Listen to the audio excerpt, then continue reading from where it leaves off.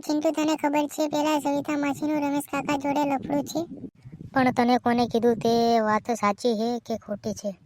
અરે રમેશ કાકા સવિતા માસીને શોપિંગ કરવા લઈ ગયા હતા, ત્યાં મેં તેમને રૂબરૂ જોયા હતા. ના હોય તે શેની શોપિંગ કરી રહ્યા હતા તે તેમને જોયા હતા? હા, તે સાડીની શોપિંગ કરી રહ્યા હતા. મને તો એમ લાગતું હતું કે સવિતા માસી બહુ ભોળા છે અને આવતો જો કેવા નીકળ્યા. અત્યારેનો કોઈ ઉપર ભરોસો કરવા જેવો રહ્યો નથી ચિંટુ, હવે એ જમાનો ખરાબ થઈ ગયો છે. તો રમેશ કાકા આપણને કહેતા હોય છે કે એ ભણવામાં ધ્યાન દેવાય અને છોકરી પાસે જીવન ન બગાડે. પણ ચિંટુ, મેં તો નક્કી કરી નાખ્યું છે રમેશ કાકાના કાળા કાન હું આખા ગામ સામે લાવીને જ રહીશ.